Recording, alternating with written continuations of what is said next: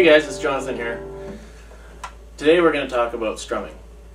Strumming is one of the things that has popped up most often in all your emails and comments,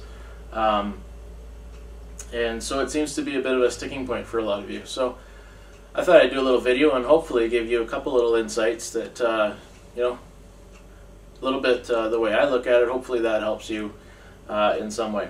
So anyways, talking about strumming for beginners. So we're just going to look at one strumming pattern today. But before we get to that, a pick. It's a good place to start.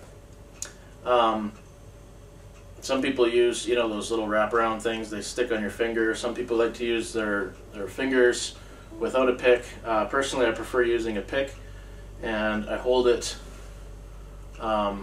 just like this between my thumb and my index finger, and I usually use my middle finger to kind of brace it a little bit. I'm not sure if you can see that super well, but it gives me a pretty strong little grasp on the thing. You don't want to hold it too tight. Find when you do that, then your fingers start sweating, and then you drop your pick right in the middle of some important spot in the song. Don't hold it too tight. Don't hold it too loose. You just have to develop a feel for it. Sometimes it moves around. For a while I tried playing with the bottom part of the pick. The pick itself, I think this one is like a 0.83 mils or 0.73. I like a fairly thick pick, not super thick like some people. Like over the millimeter thickness. A lot of beginners start off with really flexible picks, the really weak kind that personally I don't like. It gives you a really soft kind of fluttery sound, but the problem with that is that you don't get much control. Like when you end up getting a little bit further along and you want to start doing some finger picking stuff, or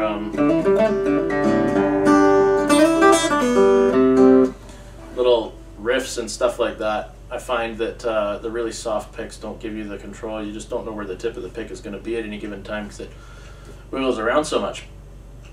So I like this kind of thickness, 0.83, something like that.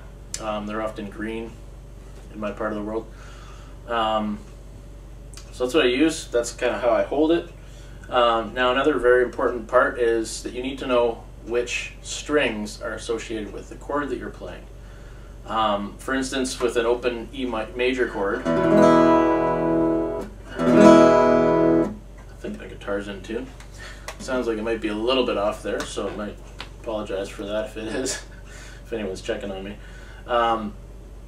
Open E major chord, you can just go right ahead and strum all the strings. It doesn't matter, right? Because they're all part of the chord. Something like the D chord, though,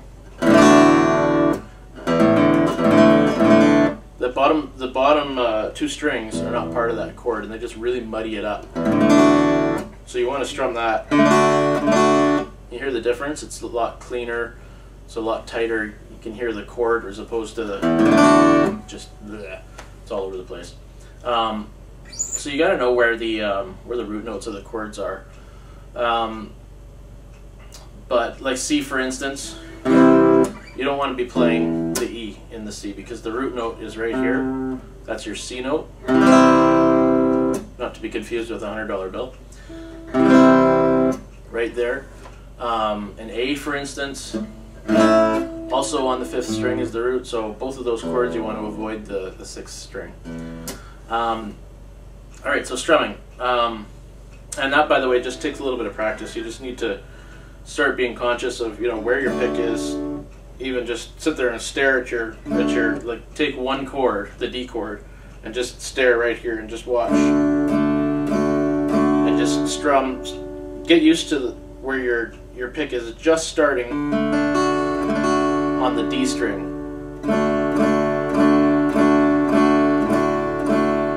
Just make sure that you can do that without hitting all the strings at once. Just do it carefully, gently. You don't need to sound like a rock star when you're on your first strum, right? It's a building, learning process. So, anyways, do that with your different chords. Get used to strumming, starting on the different Basically the most common ones are you need to be able to you know, avoid the E string and you need to avoid the A string. And if you can do both of those on command, then you're doing pretty good. So, a quick little strumming pattern, just simple down, up, and you know, eighth notes, right? So let's just pick a G chord, and I'll show you.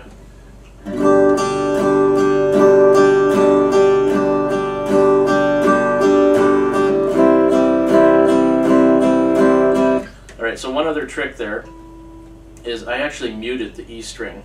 When I was playing a C, I actually muted the E string with my thumb. And now, if you got a small hand, you might not be able to do that. You don't want to actually press down so it touches the fret. You're just going to kind of touch the string so it doesn't vibrate, so it doesn't make a noise, right? Another little trick you can do. So I was basically just doing a, you know, 1 and 2 and 3 and 4 and, or down, up, down, up, down, up, down, up. Just a very straight strumming pattern. And it's a good one just to practice with, you know, just pick any chord and just go at it.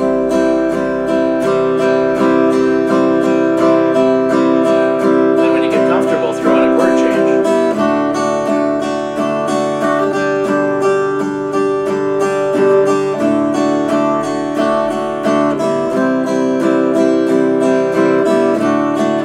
You'll notice there I'm actually on a couple of those, I was actually strumming the notes in an open position, like with nothing there, right? And it doesn't sound bad. It's not, I guess, part of a song typically, but doesn't sound bad. You can do that, especially if you're having trouble getting to the change right on time. That can be a, you know, just throw that in there so you keep your beat, you keep the strumming pattern, you keep your rhythm, and then that gives your left hand a chance to kind of catch up and get used to that. Depending on the song, you can throw it in. If you're practicing, you can definitely use that trick. Just helps keep the flow going, right? So that's it. Just you can use a metronome, set it at something like maybe 120 or 100 beats per minute. Something pretty easy and just something that feels comfortable. It doesn't matter exactly what the tempo is, whatever's comfortable for you. And just have a go at that. Down, up, down, up, down, up. Just a straight strumming pattern. It just gets your hand used to strumming. You know, you're practicing your chord changes at the same time. And on top of that, you're even practicing this. So it's a really kind of good combined activity. So hopefully that's useful for you as you know, you're trying to figure out strumming.